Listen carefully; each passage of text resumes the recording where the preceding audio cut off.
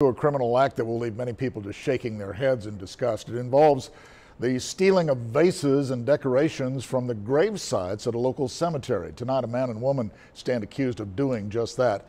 And now Rudy Trevino has the report.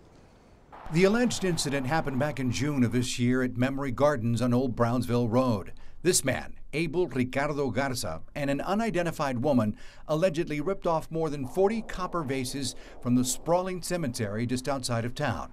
The charges the couple face includes theft of property, but prosecutors have another term for it. But it is a grave robbing case. Jared Horton is the lead prosecutor in this case that carries a broad range of punishment. It's a state jail felony, so it carries a range of punishment between 6 months and 2 years in state jail facility.